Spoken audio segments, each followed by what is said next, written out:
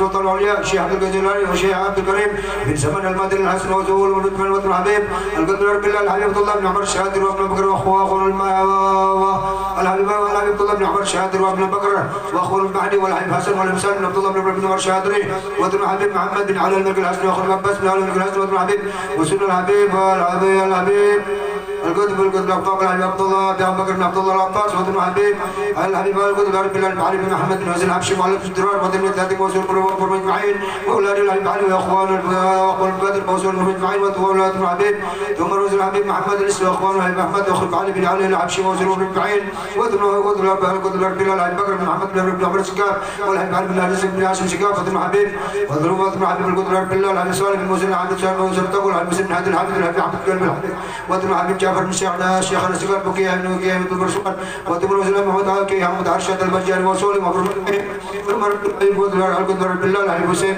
بن حبيب بكر التوس نوربات وابن الحبيب الشريف علي بن ابي بكر بن شيخ حسين وابن الحبيب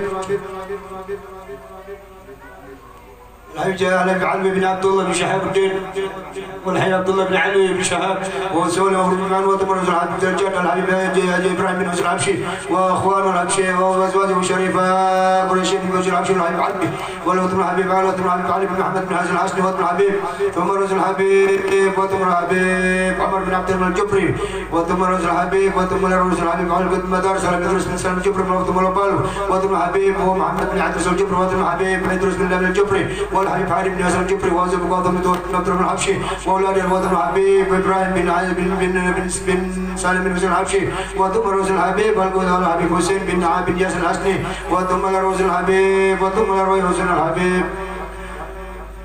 الحبيب هاشم بن مسيب بن عبد الله بن يحيى وثم الحبيب محمد بن علي بن حسن بن يحيى وثم الحبيب علي عزيز بن حسين الباشم وثم رؤوس الحبيب حبيب بن عباس الباشم وثم الحبيب ثم رؤوس الشيخ وزوج المجتمع اهل بسببهم ابدك الفقراء الى مقدس المغفور له صاحب الهول شيخنا محمد زين بن عبد الغني بن عبد المناف مولى قنبل وسول مغفور مجمع الشيخ شمل موليه وسول مرجي ودوله كرمبان ودوله سنقول وسول مرجمان وجميع الاولياء والقلب في عبرها ثم الرسول من استمر حمل بسبب وسنا على المرحوم بابا سجى بن الرطول مجول المرحوم حاجي الارجاد بن حاجي عباد وهل الارجاد ولا المرحوم حاجي محمد مسعود بن حاجي الارجاد والمرحوم حاجي اسمر ينشا بن حاجي الارجاد والمرحوم علي بن مرحوم بن حاجي المستقل والمرحوم حاجي هاشم بن حاجي والمرحوم نوقي بن فلان والمرحوم مشار بن معروف تميم والمرحوم ولينسى بن حاجي بدري والمرحوم دامر بن درمان والمرحوم يونا بن امام زربي والمرحوم قريو بن عبد الله والمرحوم تقريب بن ترطون والمرحوم تقريب والمرحوم حاج عدنان بوجو سوبيات بن عبد الله عمر والمرحوم بوجو كسوار بن امام سفردي والمرحوم امام سفردي بن عبد الله ثم المرحوم اغوس كسوان بن عبد الله المرحوم جريان شاه بن عمجري والمرحوم جعجيد بن عمين والمرحوم شيبان بن عجيد والمرحوم جزيدان بن شيبان والمرحوم عجيد طعام بن شيدان والمرحوم دارول بن مياسن والمرحوم حمزاني بن محمد والمرحوم سبران بن بكر والمرحوم حاجي سبر القديم بن عوام امير الدين والمرحوم هجي بن مسار والمرحوم فزار بن عبد الله والمرحوم حاجي harjo segitu bin ayam rajo wal marum haji kurdi bin haji mustani sambil yang belum disebutkan masing-masing ya. ثم نروز المرحوم حاجي محمد كردي بن حاجي محمد اسماعيل والمرحوم حاجي بردي بن حاجي محمد اسماعيل والمرحوم هاني بن عباس وثم المرحوم حاجي احمد جسران بن حاجي محمد صالح والمرحوم حاجي محمد حسني بن حاجي احمد جسران والمرحوم حاجي يسري بن احمد جسران والمرحوم بابا اسناوي بن حاجي خالد والمرحوم نسجان بنت عبد القريب وثم المرحوم كرمي بنت عبد الله المرحوم جهوره بنت علي ياسين والمرحوم علي علو بنت سر والمرحوم سمودر بن شبان والمرحوم جرنيه بنت دولران والمرحوم سفيان بنت سمودران والمرحوم سكارمي بنت حرج سكارت والمرحومه سيدي مسامه بنت روحان والمرحوم حاجه كاميم بنت سنو صديق والمرحوم رياض بنت سعود علي والمرحومه اجدنا بنواتي بنت حاج ابراهيم شجابري والمرحوم سيدي امينه بنت حاج عين دهلان والمرحومه نور حمده بنت حاج امير حسن والمرحوم نور عينه بنت امير حسن والمرحوم زينب بنت عثمان وأصولهم وفروعهم أجمعين المرحوم كريستي بابا ديار بنتي بنتو أستو بروتو المرحوم حاجي سيد والمرحوم حاجي سكية بنتي حاجي طعام والمرحوم حاجي سيد بنتي حاجي طعام والمرحوم أستية بنتي حاجي سلوم بنتي سلوم والمرحوم فتيو توريس بنتي حاجي محمد حسين والمرحوم روميني بنتي بيروتان والمرحوم سديرة بنتي هذه طعام والمرحوم نسي بنتي هذه طعام والمرحوم جبرية بنتي اسماعيل والمرحوم سنعانة بنتي عبد الله والمرحوم هذه ستي رحمة بنتي والمرحومة سوجة سفياواتي بنتي حاج عبد القيس والمرحوم حاج درنواتي بنتي حاج عبد الحليم عبد البغدادي والمرحومة سرياني بنتي تاني لسينا وسولم ومروه مجمع والولد الزهرة بنتي عن الحسن ولد خلق رمنا سنة الحبشي وثمر والدينا ووالديكم وأمواتنا وأمواتكم وأموات المسلمين عامة وسل الله مثاب ذلك من أهلهم اللهم اجعلوا بناء لهم من النار وبكاكا لهم من النار وسترا لهم من النار وإجابا لهم من النار وبكاكا لهم من النار وسلامة لهم من النار وبلغهم به من الفردوس على منزلها واكتب لهم به من الثواب الغفارة وثقل به موازينهم الأجر من الحسنات واغفر لهم به جميع الذنوب والسيئات وارفع به عندك على درجات واخلق بالأولاد المنتسب إليه بالخليفة الحسن وكل صالح اللهم ادخل بكبر من الروح والريان اللهم ادخل بكبر من الروح والريان والفساد والعمان والأبو رضوان يا حنان يا منان يا من إذا سئل أعطى وإذا سئل عان اللهم ارحم تكرمنا واجبر بسر واقبل دعانا واختم بسلك أعمالنا وأعمارنا وعلى الإيمان والإسلام جميع توبر وترد عنا ولا تهين الله ولا تهين الله بقبل تأخذنا على ذره واجعل آخر كلامنا من الدنيا إن الدنيا أجل إنك هؤلاء لا إله إلا الله محمد رسول الله صلى الله عليه وآله وسلم أهين عليه يا أيها منا عليه مبيت وبعدنا عليه يا بيت وارفعنا به يوم الانفاع مالا ولا بنون إلا من الله بالقلب سليم ربنا اغفر لنا والإخوان التي سبقونا بالإيمان ولا تجعل في قلوبنا إلا الذين آمنوا ربنا إنك رؤوف رحيم اللهم اغفر وصل من ذنوبنا ورحمتك وارجع عندنا من أعمالنا ربنا آتنا في الدنيا حسنة وفي الآخرة حسنة وقنا عذاب النار وصلى الله على سيدنا محمد وعلى آله وسلم فضله سبحان ربك رب العزة عما يصفون وسلام على المرسلين الحمد لله رب العالمين سري وبنور بركاته أعوذ بالله من الشيطان بسم الله الرحمن الرحيم الحمد لله رب العالمين الرحمن الرحيم مالك يوم الدين إياك نعبد وإياك نستعين اهدنا الصراط المستقيم صراط الذين أنعمت عليهم غير المغضوب عليهم ولا الضالين بسم الله الرحمن الرحيم السلام عليكم ورحمة الله تعالى وبركاته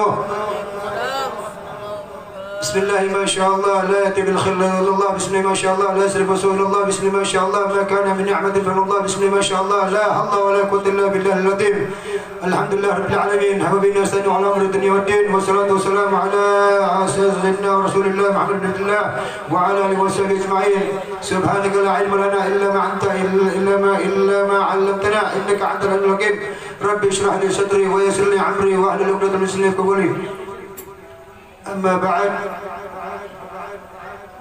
hadirin yang dirahmati Allah Subhanahu wa taala, alhamdulillah segala puji bagi Allah Subhanahu wa taala yang telah mengumpulkan kita pada malam hari ini atas limpahan nikmat dan karunia-Nya yang tak terhingga yang Allah curahkan kepada kita semuanya di majelis kita yang mulia ini dan penuh berkah ini. Mudah-mudahan Allah Subhanahu wa taala selalu menambahkan dan selalu memberikan rezekinya dan karunia-Nya beserta anugerahnya kepada kita semuanya. Amin ya rabbal alamin. Salawat serta salam tak lupa kita curahkan kepada junjungan kita Nabi besar Nabi Muhammad sallallahu alaihi wasallam dan kepada para sahabat beliau, para zuriat beliau dan kepada pengikut beliau hingga yaumul kiamah. Yang mulia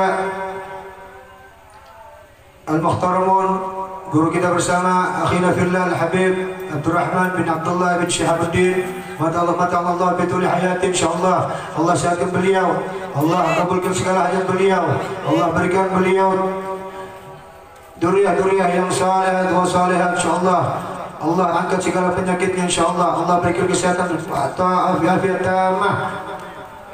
Dan kepada guru kita Haji Hadi Hadri Jam'an yang ada di belakang Habib ini, alhamdulillah insyaallah beliau akan membawakan sedikit daripada manaqib daripada abah guru, walaupun singkat insyaallah kita ingin menambahkan daripada ittiba kita untuk selalu mengikuti orang-orang yang selalu diangkat oleh Allah SWT derajatnya. Amin ya rabbal alamin. Tidak panjang lebar, kita mintakan kepada Habib Abdurrahman dulu, mulai dulu. Oh ya marhaba. Kita mintakan dulu kepada guru kita Muhammad Hadri Jam'ani untuk Guru, kalau bisa di depan guru ya, biar nyaman kelihatan semua yang lain ke depan. Ya, insya Allah dengan kita mengikuti daripada ittiba daripada para wali Allah, insya Allah Allah angkat derajat kita semuanya, insya Allah Allah kabulkan segala hajat kita, insya Allah. Amin amin ya rabbal alamin. Kepada Guru Haji Muhammad Hafiz Jam'ani alaihi falyatafaddal mashkura. Sallallahu ala Muhammad wa salatu ala nabi.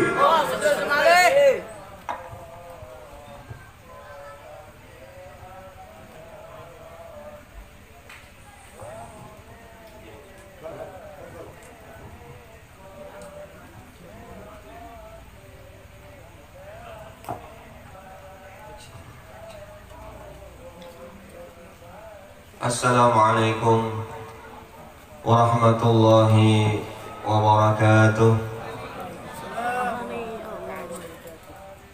Alhamdulillahilladzi faqqaha fi dinihi man istafahu minal ulama yahtadi bihim kullu dhalin fi halaqiz zulami wal juhala wa ikhtara minhumuz zuhada wal hukama wal qurama وفضل منهم العارفين بالله والصفات والأسماء وذاقهم لذة المحبة وأقلعهم حقيقة الأشياء من الأرض والسماء والصلاة والسلام على سيدنا وحبيبنا وشفيعنا ومولانا محمد سيد المرسلين وإمام المهتدين وخاتم الأنبياء وعلى آله وأصحاب السادة الأولياء وعلى التابعين وتابع التابعين لهم بإحسان إلى يوم الجزاء. أما بعد. Hadratul Mukarramin, sama-sama kita muliakan para habaib wa syaraif, wabil khusus kepada guru kita Al-Alim Al-Habib Abdurrahman bin Abdullah bin Syahabuddin, dan wabil khusus sahibul majlis Al-Habib Agil bin Muhsin Al-Habsyi yang menantu Habib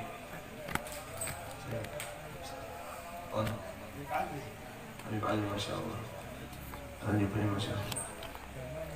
Begitu pula para habaib-habaib yang lain yang tidak bisa ulun sebutkan namanya satu persatu, namun tidak bermaksud mengurangi hormat ulun kepada pian berataan. Begitu pula yang sama-sama kita muliakan para alim ulama, guru-guru agama yang berhadir di tengah-tengah kita, yang ulun pun kadang menyebutkan ngaran sidin satu persatu, namun tidak bermaksud mengurangi rasa hormat dan ta'zim ulun dengan beliau-beliaunya berataan. Bapak Ibu, para jamaah Majelis Ta'lim Mawa'idul Khair yang sama-sama dirahmati oleh Allah Subhanahu wa Ta'ala. Alhamdulillah, bersyukur kita kepada Allah Subhanahu wa Ta'ala yang telah melimpahkan rahmat, nikmat dan karunia-Nya kepada kita, sehingga kita pada kesempatan malam hari ini dikumpulkan oleh Allah Subhanahu wa Ta'ala di dalam rahmat-Nya. Bersama-sama kita hadir di majelis ta'lim ini dalam rangka kita mengadakan kegiatan rutin sekaligus juga mengadakan haul Abah Guru Sekumpul yang ke-16. Mudah-mudahan berkat hadirnya kita di tempat ini, semoga Allah Subhanahu wa Ta'ala mengampuni seluruh dosa-dosa dan kesalahan kita, dosa orang tua kita, guru-guru kita, jiran tetangga kita, dan seluruh kaum muslimin dan muslimat. Semoga dengan keberkahan majelis ini di tengah-tengah para habaib ini, Allah panjangkan umur kita dalam sehat wal afiat. Allah kabulkan segala hajat-hajat kita, baik hajat dunia maupun hajat akhirat. Allah kumpulkan kita bersama dengan orang-orang soleh. Allah wafatkan kita dalam keadaan husnul khatimah. Allah masukkan kita ke dalam surganya bersama Rasulullah tanpa hisab. Amin ya Allah ya Rabbal Alamin. Salawat dan salam semoga senantiasa selalu tercurah dan terlimpah atas junjungan kita Nabi besar Muhammad sallallahu alaihi wasallam beserta para keluarganya, para sahabat-sahabatnya, para pengikutnya, para umatnya ila yaumil qiyamah. Sebenarnya ulun kada pantas duduk di tengah-tengah pian ini, apalagi di atas pada pian. Namun karena Al-Habib nggih, Al-Habib Agil menelpon ulun tadi sore, padahal ulun kada nyaman awak paratan urut di video call sini, kada wani ulun mangkat, ulun matikan, kelihatan awak ulun sabarataan paratan urut di video call sini. Akhirnya ulun matikan, begitu bahasa sini nelpon kembali, baru ulun suara ulunnya kan tetap nyaman. Jadi alhamdulillah karena intisal awamir, melaksanakan perintah sidin ulun kada wani. Banyak sudah rancak sidin menyuruh ulun kamari. Rupanya alhamdulillah malam hari ini nggih diqadar Allah Subhanahu wa taala, insyaallah kita sama-sama mengambil keberkahan pada malam hari ini. Qala Allah Ta'ala fi kitabil aziz, innama yakhshallaha min ibadihi al-ulama. Berfirman Allah Subhanahu wa taala dalam Al-Qur'an, hanya saja yang takut kepada Allah Subhanahu wa taala di kalangan hambanya itu adalah para ulama. Qala Sufyan bin Uyainah radhiyallahu anhu, "Inda dzikri shalihin tadhiq rahmat." Berkata Sufyan bin Uyainah radhiyallahu anhu, semoga Allah meridai beliau, ketika disebutkan orang-orang saleh, ketika dibacakan manaqib, riwayat singkat orang-orang saleh, maka di tempat itu Allah turunkan beberapa rahmat kepada orang yang membacanya dan orang-orang yang hadir mendengarkannya. Mudahan kita yang hadir di sini dan yang kada hadir di sini mendapatkan keberkahan yang banyak daripada Allah dan rahmat kasih sayang Allah Subhanahu wa taala. Amin Allahumma amin. Al-alim al-allama al-arab billah Syekh Haji Muhammad Zaini bin Abdul Ghani bin al-arab billah Abdul Ghani bin Al-Haj Abdul Manab bin Muhammad Samman bin Haji Muhammad Sa'ad bin Al-Haj Abdullah bin Al-Alim Al-Allama Mufti Haji Muhammad Khalid bin Al-Alim Al-Allama Khalifah Haji Hasanuddin bin Maulana Asyik Muhammad Al-Arsyad Al-Banjari. Beliau dilahirkan pada malam Arba, malam Rabu maksudnya, bahari malam Arba nyemat. Wah ini berubah jadi malam Rabu.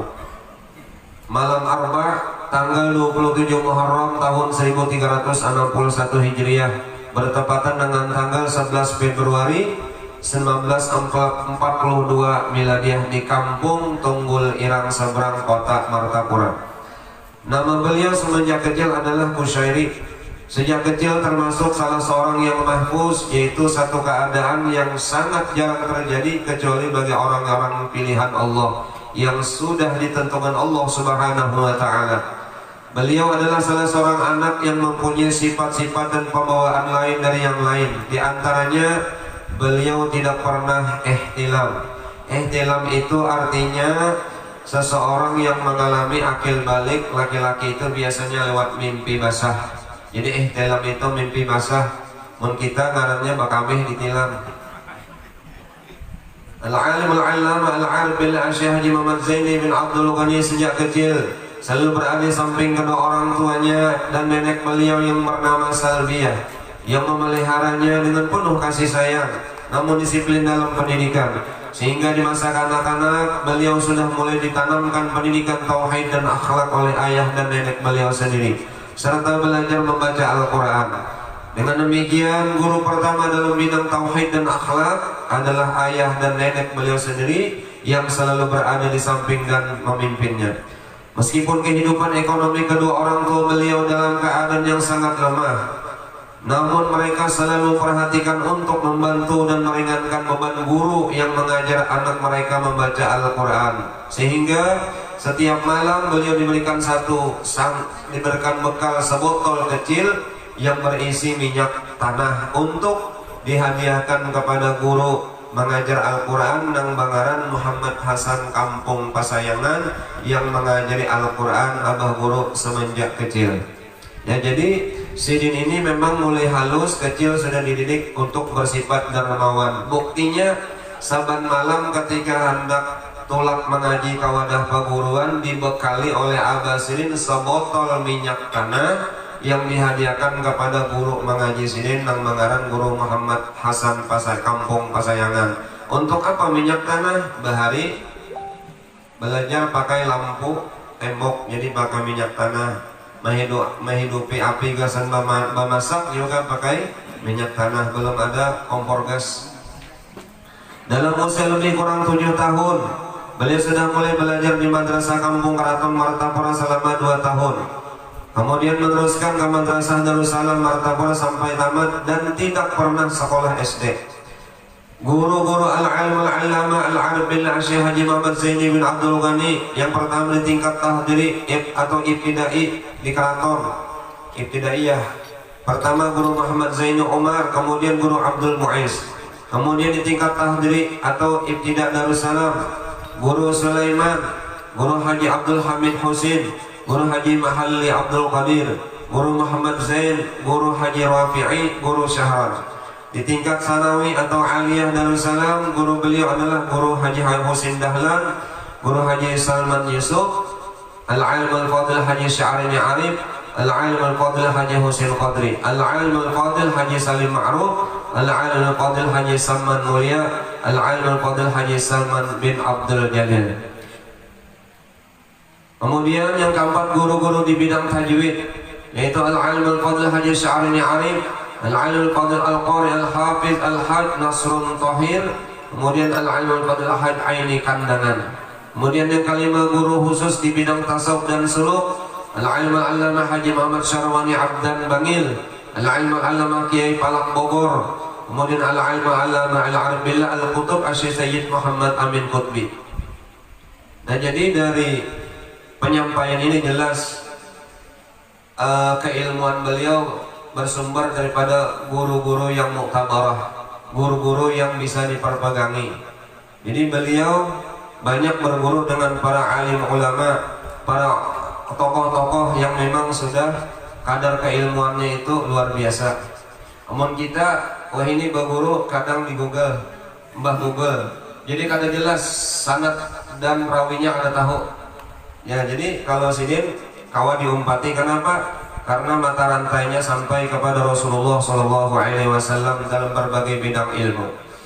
Kemudian juga yang keenam, sanad-sanad dalam berbagai bidang ilmu dan tarekat diterima dari Al-Alim Al-Allamah Al-Arif Billah Al-Qutub Asy Sayyid Muhammad Amin Qutbi, Al-Alim Al-Allamah Al-Qutub Sayyid Abdul Qadir Al-Bar, Al-Alim Al-Allamah Sayyid Muhammad bin Alwi Al-Maliki, Al-Alim Al-Allamah Syekh Hasan Masyar, Al-Alim Al-Allamah Syekh Muhammad Yasin Padang, Al-Alim Al-Allamah Kiai Palak Bogor, Al-Alim Al-Allamah Syekh Ismail Yamani. Kemudian yang ketujuh guru pertama sejarah rohani atau mimpi, yaitu Al-Alim Al-Allamah Ali Junaid Brau bin Al-Alim Al-Fadil Qadhi Haji Muhammad Amin bin Al-Alim Al-Allamah Mufti Haji Jamaluddin bin Syekh Muhammad Arsyad Al-Banjari, Al-Alim Al-Allamah Haji Muhammad Syarwani Abdan.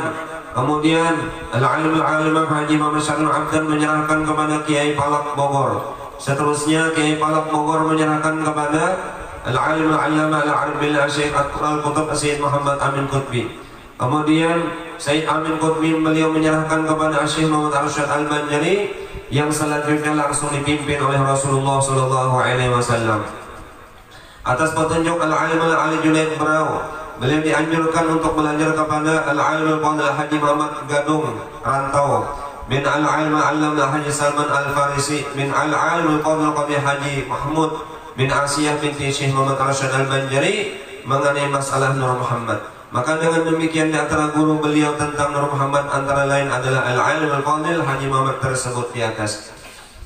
Dalam usia lebih kurang 10 tahun, beliau sudah mendapatkan khususiat dan anugerah dari Allah berupa kasat hissi, yakni melihat dan mendengar apa-apa yang di dalam atau yang terdinding. Sewaktu beliau siyahah berjalan dan jalan di hutan, dipimpin oleh guru murabi mursyid sidin, maka rumput-rumputan memberikan salam kepada beliau dan menyebutkan manfaatnya untuk pengobatan dan sebagainya. Begitu pula batu-batuan dan besi, namun kesemuanya itu tidaklah beliau perhatikan, dan hal-hal yang demikian itu beliau anggap hanya merupakan ujian dan cobaan. Jadi sidin, dari waktu sidin siyahah berburu ke hutan membawa senapang, malam-malam kadang di tengah hutan itu rumput-rumputan bebatuan, assalamualaikum ya waliyallah, assalamualaikum ya waliyallah, sambil rumput-rumputan tadi mepadah ulun gasan obat anu tatamba anu. Namun oleh karena sidin ada guru murabi mursid dan membimbing rohani sidin kada mahiraukan. Seandainya sidin menanggapi, niscaya sidin jadi tabib, jadi dia toko obat ini. Dan kurang lebih dalam usia itu pula beliau bermimpi, tepatnya pada malam Jumat, melihat sebuah kapal besar turun dari langit, dan di muka kapal tersebut di depan pintu masuk berdiri seorang laki-laki berpakaian jubah putih sebagai penjaganya. Dan di pintu kapal tersebut tertulis, dan di pintu tertulis Safinatul Awliya. Tatkala beliau hendak masuk ke dalam kapal tersebut, dihalau oleh penjaganya hingga beliau jatuh tersungkur. Beliau pun langsung terbangun. Maka pada malam Jumat berikutnya beliau pun bermimpi lagi dengan mimpi yang sama. Begitu pula pada Jumat yang ketiga, beliau bermimpi lagi dengan mimpi yang serupa. Namun kali ini beliau diperkenankan masuk ke dalam kapal tersebut dan disambut oleh seorang syekh, dan beliau melihat di dalam kapal tersebut banyak kursi yang masih kosong. Setelah puluhan tahun, kemudian tepatnya sesudah beliau dewasa, beliau pergi ke tanah Jawa Timur untuk menuntut ilmu agama. Dengan tidak disangka dan dikira, orang yang pertama kali menyambut dan menjadi guru beliau adalah orang yang menyambut beliau di kapal dalam mimpi beberapa tahun tersebut silam. Dalam usia kurang dari 14 tahun, atau tepatnya masih duduk di kelas 1 sanawiyah, beliau telah dibukakan oleh Allah Subhanahu wa taala futuh tatkala membaca tafsir wa kana Allahu sami'an basira. Al-alim al-allama al-alim billah Syekh Haji Muhammad Zaini bin Abdul Ghani sejak kecilnya hidup di tengah-tengah keluarga yang soleh, dan dalam didikan kedua orang tua sidin serta bimbingan paman bisidin al-alim al-allama al-alim billah Syekh Haji Saman Mulia, betul-betul sangat tertanam dan terhunjam dalam lubuk hati beliau, sehingga sifat-sifat mulia seperti sabar, ridha, kitmanul masaib, artinya menyembunyikan kesusahan, kasih sayang, tidak pemarah serta pemurah sudah tertanam dan tumbuh subur di jiwa beliau, sehingga apapun yang terjadi terhadap diri beliau tidak pernah mengeluh dan mengadu kepada orang tua, sekalipun beliau pernah dipukuli oleh orang-orang yang hasud dan dengki kepada beliau. Sidin kitmanul masaib, artinya ketujuh menyembunyikan kesusahan. Pernah Sidin bercerita bahwasanya Sidin pernah 7 tahun makan berempat, abah Sidin, mama Sidin, Sidin lawan ading Sidin berempat, itu nasi bungkus sebuting nasi bungkus makan berempat. 7 tahun sekalinya makan sehari. Pernah juga Sidin makan hanya gadabung pisang, arti gadabung pisang itu taras dalamnya itu di sayur itu dimakan. Padahal keluarga Sidin ada yang sugih, tapi Sidin kada hendak pakai sah. Jar abah Sidin nangai jangan pakai sah kesusahan, biarpun cacat ada boleh tahu keadaan kita, cukup hanya Allah yang tahu. Jar abah Sidin. Ini didikan tauhid abah Sidin terhadap abah guru sekumpul. Beliau adalah salah seorang yang sangat mencintai para ulama dan orang-orang soleh. Hal itu nampak ketika beliau masih kecil, di mana beliau selalu menunggu di tempat yang biasanya al-alim pada Haji Zainal Ilmi dalam pagar lewat pada hari-hari tertentu ketika hendak pergi ke Banjarmasin, semata-mata hendak bersalaman dan mencium tangan Tuan Guru Haji Zainal Ilmi. Jadi Tuan Guru Haji Zainal Ilmi nang gambar sini ada amin tenah, ubahnya di Kalampayan bersebelahan Datuk Kalampayan Al-Syed Al-Badri. Di situ ada makam Tuan Guru Haji Zainal Ilmi. Waktu itu Tuan Guru Ilmi berangkat dari kampung dalam pagar menuju Banjarmasin hendak mengajar dakwah. Ditunggu di tengah jalan yang biasa dilewati Tuan Guru Ilmi oleh abah guru sekumpul waktu muda. Semata-mata minta doa dan bersalaman, minta doakan lawan Sidin dan mengambil berkat bersalaman. Nah jadi bagus pian ada besi anak tetamu para habaib ulama, nah nak bersalaman lawan Habib, nah minta doa dan minta keberkahan Sidin. Syiriklah kada syirik, kita mengambil berkat, mengambil berkat. Di masa remaja itu pula al-alim al-alim billah Syekh Haji Muhammad Zaini Abdul pernah ru'yah bertemu dengan Sayyidina Hasan Husain yang keduanya masing-masing membawakan pakaian dan memasangkan kepada beliau lengkap dengan sorbannya dan lainnya. Dan beliau ketika itu diberikan nama oleh kedua cucu Rasulullah dengan nama Zainil Abidin. Keberadaan al-alim billah Syekh Haji Zain Abdul Ghani di masa kecil, beliau rupanya sudah diketahui oleh sebagian ulama dan orang pintar di tanah Jawa. Meskipun mereka belum pernah ke Banjar, begitu pula al-alimah belum pernah pula ke Jawa atau bertemu dengan mereka. Karena itu kebesaran kemuliaan al-alim billah Syekh Haji Zain Abdul Ghani sudah menjadi pembicara oleh para tokoh ulama di Jawa pada masa itu. Di mana penulis siapa? Tuan Guru Irsyad Zain. Ulun banyak riwayatnya Bibai. Ada manakib riwayat dari Guru Irsyad Zain dalam pagar, ada Guru Munawar, ada Guru Sukri Unus, ada Guru Fadlan dari Antasan Senur, ada juga Guru Kampung Melayu namanya. Ada mungkin ada 5-6 macam riwayat yang ulun ambil daripada beberapa guru yang mengalami di masa kehidupan al-alim al-alamah Syekh Muhammad Zaini bin Abdul Ghani, di mana penulis riwayat ini pernah mendengar dari mereka bahwa di Banjar, di Martapura akan muncul seorang ulama besar dan orangnya sekarang masih kecil atau kanak-kanak, sehingga banyaklah orang menerka atau mengira-ngira, namun kenyataannya baru nampak sesudah puluhan tahun kemudian. Setelah lebih dari 10 tahun dalam penantian siapa gerangan orang yang dimaksud, maka secara kebetulan atau memang ditugaskan untuk menyampaikannya, maka datanglah seorang waliullah ke Martapura dan menginap di rumah salah seorang ulama di Martapura. Maka menurut cerita seorang sahabat penulis yang ia berkunjung ke rumah di mana waliullah tersebut menginap, dan banyak tamu yang datang ke rumah tersebut, di antaranya adalah al-alim al-allamah al-arif billah Syekh Haji Zaini bin Abdul Ghani. Di dalam majlis itulah waliullah tersebut mengatakan kepada salah seorang tamu yang baru datang dan hendak bersalaman dengan Habib tersebut, beliau menyuruh bersalaman dengan lebih dahulu dengan al-alim al-allamah al-arif billah Haji Zaini bin Abdul Ghani lebih dahulu, baru kepada Habib tersebut, sambil beliau berkata bersalaman dengan Guru Zaini dahulu. Ia masih kecil namun ia sudah kutub, demikianlah kata waliullah dahulu. Ini jasin salaman ini dulu, ini wali kutub cilik. Pernah juga Sidin ketika remaja ke Bangil, ke Jawa Timur pertama kali, hendak ke wadah Tuan Guru Syarwani Abdan Bangil. Lalu kemudian Guru Syarwani Abdan Bangil, guru sekumpul bekawan dan marina Sidin Tuan Guru Haji Saman Mulia ke Bangil. Lalu ujar Abah Guru waktu muda dengan Guru Saman Mulia hendak mendapat Kiai Haji Kiai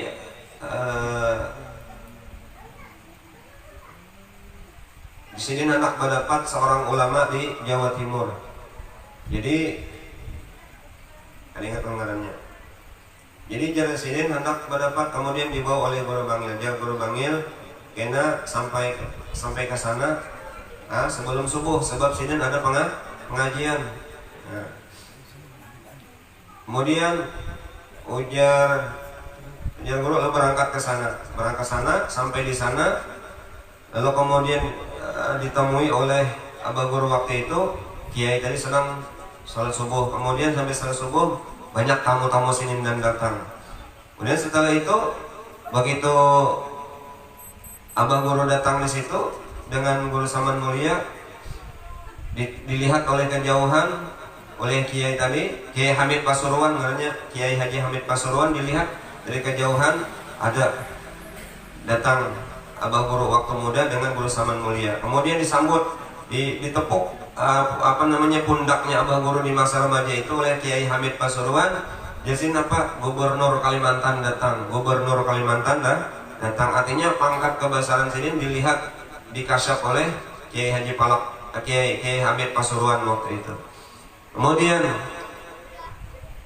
Sidin terkenal dermawan luar biasa, bukan dermawan yang kelas ringan. Ujar Habib Hariri Bahasim Banjarmasinnya Sidin pernah bertamu dengan Abah Guru sekumpul di kala itu dengan Abah Sidin saksinya.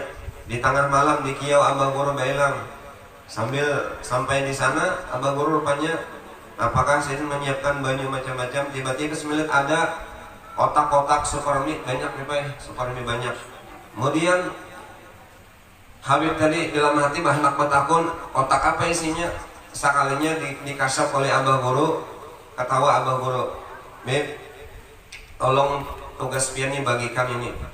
Apa aja sih dibuka, begitu dilihat kotak superman tadi ternyata isinya duit. Hendak malam itu juga Jesiden tolong jar abah guru lawan Habib Hari, tolong malam ini juga dibagikan Beb, jangan dikiwer-kiwer sedikit juga pun. Habib dibari Jepang 100, kada 100 ribu, kada 100 juta. Dibari Habib Hari ini dibari duit 100 juta, gasan mah membagi-bagi tadi. Lalu jar Habib, berapa ini guru nang dibagi nih? Nang dibagi berapa? Jar abah guru menyambat ini BP semuanya kotak nih jumlahnya 12 miliar 800 juta. Ini dermawan bukan kelas biasa, ini baru riwayat yang lain lagi. 12 miliar 800 juta, amun kita sayang benar duit sebanyaknya itu. Nggih, bisa dibangun dengan Habib. Luar biasa. Tambahi terus. Ini bukan dermawan kelas biasa ini. Nah inilah abah guru. Sidin juga kalau ada orang mahabarakan sidin kada mau menerima tamu kalau orangnya miskin, dusta. Terbukti ujar Habib Hari ini di masa itu pernah ada orang miskin dan bailang bahajat lawan abah guru. Ulun hendak batas mihan di rumah ulun hendak memanggil mengundang pian. Insyaallah aja sidin. Di mana rumahnya, di mana kampungnya, ikam anak siapa? Ini di kampung itu adakah guru anu ini? Sambil sin memandiri, sidin abah guru ke belakang hendak mulakan kopi segala macam di kios ini kadam sini.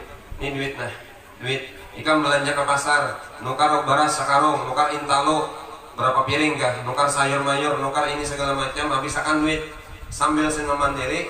Jadi ikam berangkat nukarkan ke pasar, bawa backup misalnya, bawa ke kampung anu alamatnya nih nah ngarnya anu cari bujurkah ini alamatnya, inikah ngarnya anak batasnya gitu. Sambil sin memandiri lawan tamu tadi hadam mulai belakang terus ke rumah tempat di mana tempat acara membawa apa belanjaan tadi.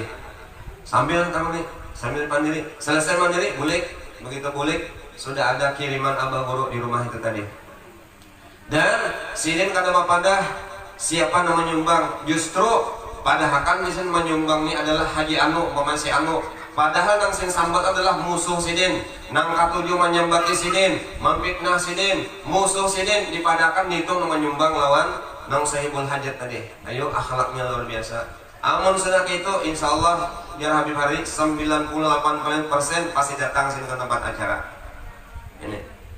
Ini akhlak abah guru saunggul di masa itu. Kemudian karamat sidin. Al-alim al-alama al-arbila Syekh Zain Abdul Ghani. Ada juga orang memadahkan sidin jar kada mau terima tamu yang sembarangan, kecil orang-orang yang hebat-hebat, dusta juga. Sidin ada orang biasa, guru, kalau bilang mau silaturahim lampian, ya silakan berapa orang, ikam 20 umpamanya. Udah boleh ke anu tadi. Rupanya singgah di warung anu, aku jar diizinkan guru nak pada tamu sidin. Apa 4 ya? Berdapat kalau sana aku 4, berdapat kalau si Udin aku 4, berdapat si Abdul aku 4. Akhirnya nang jumlahnya 20 mamanya jadi 100. Berangkat ke sana. Guru ini begitu tamu ada 20, bersedia sudah makanan nang tadinya 20 sin bersedia 40, bahkan bisa 45 piring sin siapkan. Begitu dilihat di kaca, anak orangnya 100, bepada 20. Akhirnya tolak saya karena kawannya sini. Kan nang tadinya 20 jadi 100, membengkak tamunya, harusnya menyiapkan misalnya 40 piring, gasan tamu belum lagi amplopnya, gasan ampul di tamu. Nah itu akhirnya saya ditolak. Kenapa? Karena menyalahi janji. Nang pada aslinya tamu 20 jadi 100, itu nang sidin karena mau menerima itu tadi tamu tersebut. Karena Mang Sidin ketika beliau masih tinggal di kampung keraton, sidin T-nya itu BP U pecah bukan U bulat. Karena keratonnya sin kampung karamat Tuhan, kampung karamat Tuhan. Martapura sin mari takwa para umat Rasulullah. Itu abah guru sin memadahi kayak.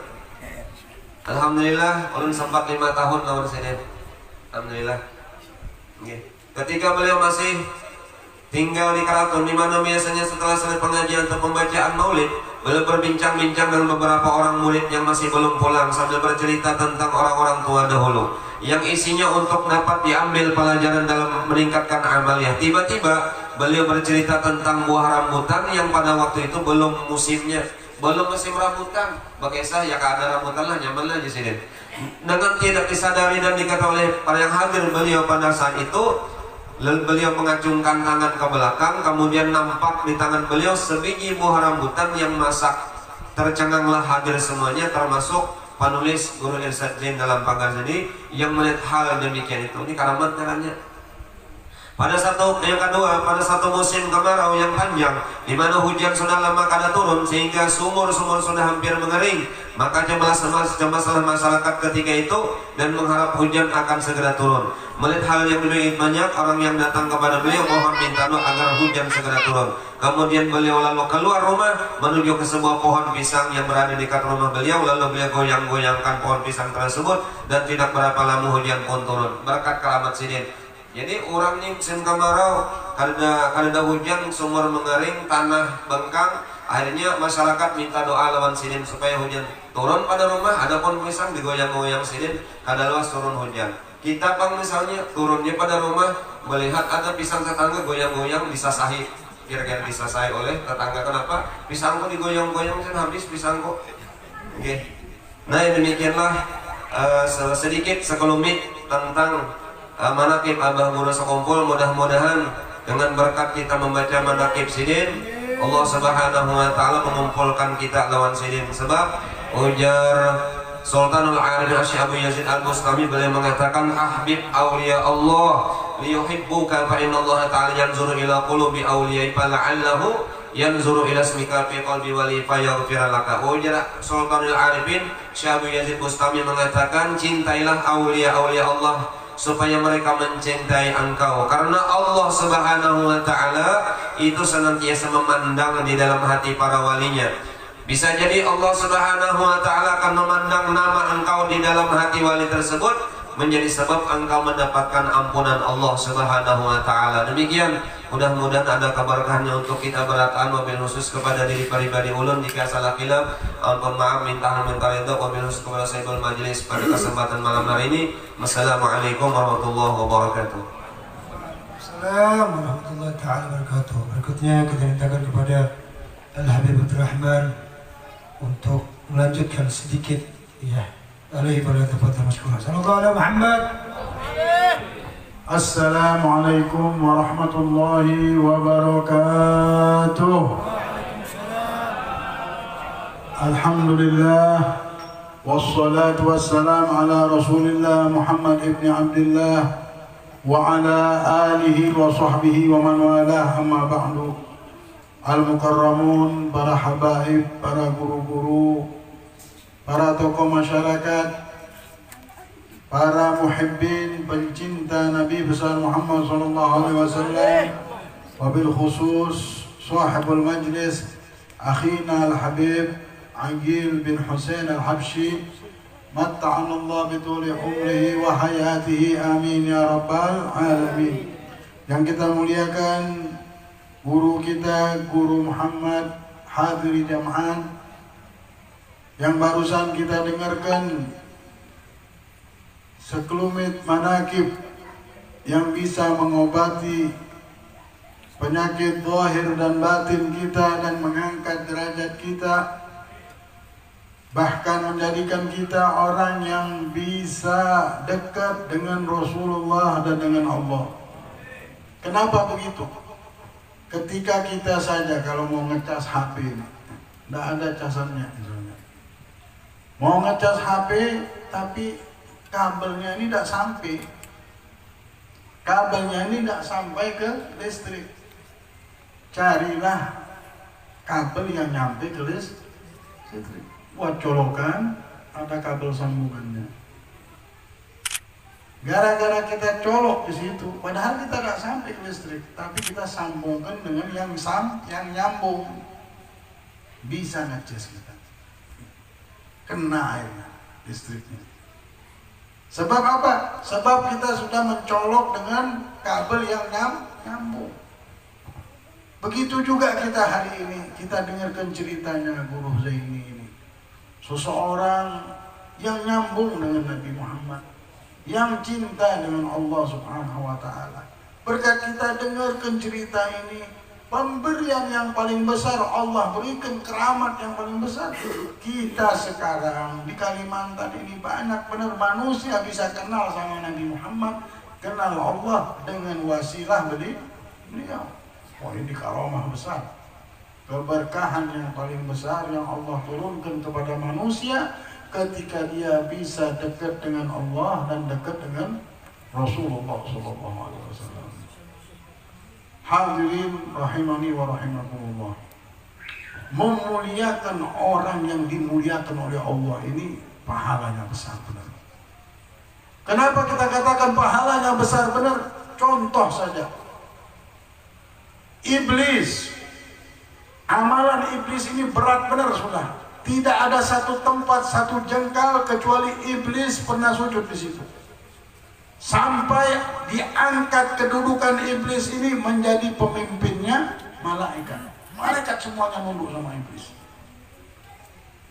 Tapi iblis menjadi hina. Amalan yang banyak tersebut sirna begitu saja dikarenakan satu. Iblis tidak mau memuliakan orang yang dimuliakan oleh Allah, yaitu Nabi Adam alaihi salam. Walaqad karramna bani Adam. Kami telah muliakan anak cucunya Adam. Nah, iblis tidak mau sujud sama Adam. Setan tidak pernah syirik. Setan ini menyembah Allah. Segala-galanya dia lakukan, tapi dia tidak mau memuliakan orang yang dimuliakan oleh Allah. Sampai detik ini syaitan dilaknat oleh Allah. Amalan yang banyak itu tidak ada artinya. Nah, kalau kita memuliakan wali-wali Allah ini, namanya amalannya besar. Lebih berat daripada amalan syaitan yang sudah setiap tempat wali dia sujud. Itulah para ulama mengatakan yang barusan kita dengarkan, ketika kita mendengar cerita orang soleh, itu akan menurunkan keberkahan dan rahmat Allah. Nah, kalau turun bulannya bulan berkah, rahmat pun kita baca, cerita Nabi Muhammad kita baca di sini.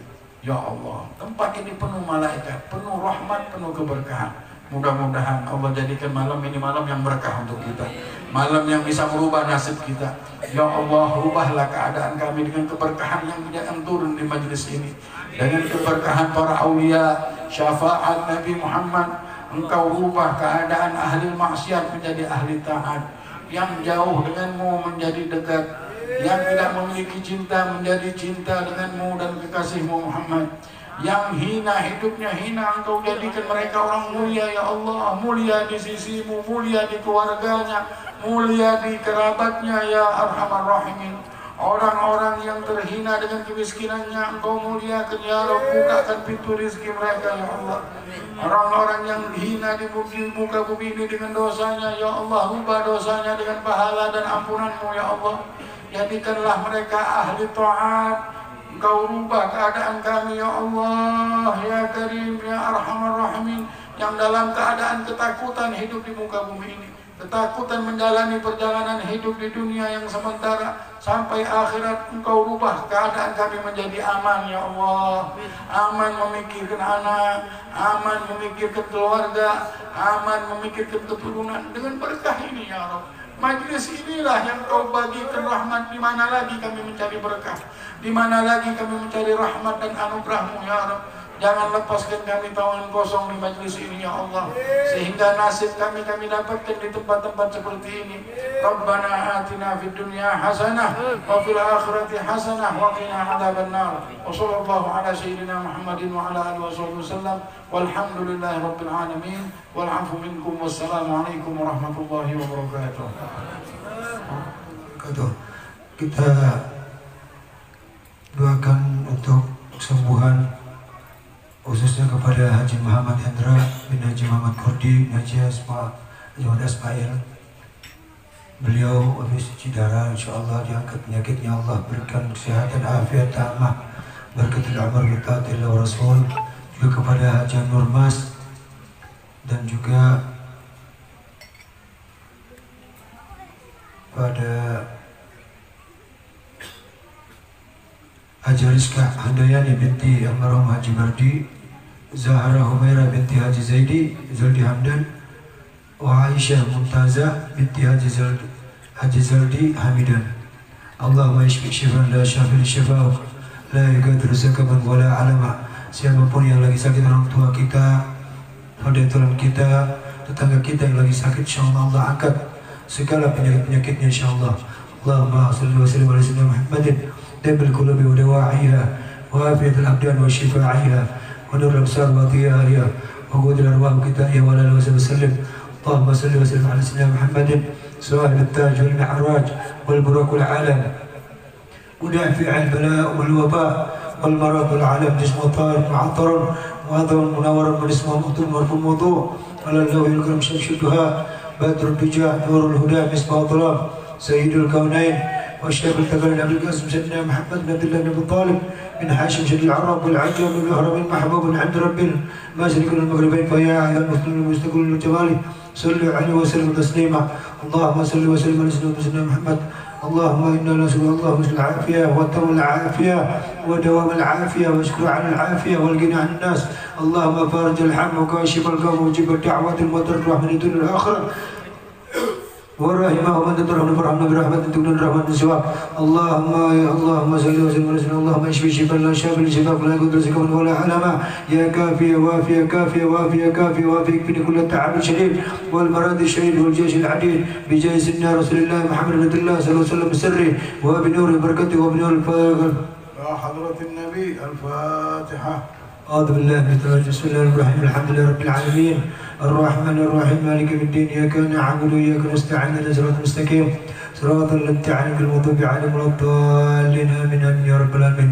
Sekali lagi terima kasih banyak dengan berakhir kepada para jamaah yang telah menghadiri dan mensucikan guru kepada seluruh anggota kru majelis Bawaidul Khair yang selalu membantu majelis ini, baik relawan, baik ibu-ibu yang bermasak atau bapak-bapak, semuanya. Allah mudahkan hajatnya insyaallah, dikabulkan segala hajat-hajatnya insyaallah. Semua yang mereka lakukan dijadikan amal sebagai amal tabungan mereka di kelak di akhir kiamat nanti insyaallah. Ya mudah-mudahan mudah-mudahan menjadi supaya mereka mendapatkan syafaat dari Nabi besar Nabi Muhammad sallallahu alaihi wasallam. La hadhihi niyya wa al salihah wa ila hadratil Mustafa Muhammad bin Abdullah sallallahu alaihi wasallam. Al-Fatihah.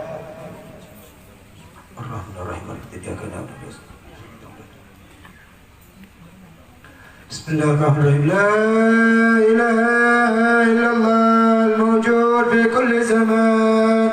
La ilaha illallah al-mawjud fi kulli zaman. La ilaha illallah al-ma'bud fi kulli makan. La ilaha illallah al-ma'bud fi kulli makan. La ilaha illallah al-madhkur fi kulli lisan. La ilaha illallah al-mazkur fi kulli lisan. La ilaha illallah al-ma'ruf bil ihsan. La ilaha illallah al-ma'ruf bil ihsan. La ilaha illallah kullu yawmin huwa fi shan. La ilaha illallah kullu yawmin huwa fi shan. La ilaha illallah al-aman min zawal al-iman. La ilaha illallah al-aman min zawal al-iman. Wa min fitnati shaytan. Ya qadim al-ihsan. سألك علينا من إحسان إحسانك القدير يا حنان يا منان يا رحيم يا رحمن يا غفور يا غفار اغفر لنا وارحمنا وأنت خير الراحمين. وصلى الله على سيدنا محمد وعلى آله وصحبه وسلم والحمد لله رب العالمين. تقبل الله منكم. Yang sudah kebagian, fadhal bismillah dicicipin ala kadarnya. Allah barik lana fi ma razaqtana qina adzabannar. Berikutnya insyaallah minggu berikutnya kita akan mengadakan tanggal 17 ya mungkin insyaallah ya. Sekali lagi masih 2 kali lagi kita pertemuan. Nah, 2 kali lagi insyaallah. Pertengahan Maret insyaallah baru kita penutupan insyaallah ya. Insyaallah sekaligus nanti peringatan Isra wal Mi'raj insyaallah ya.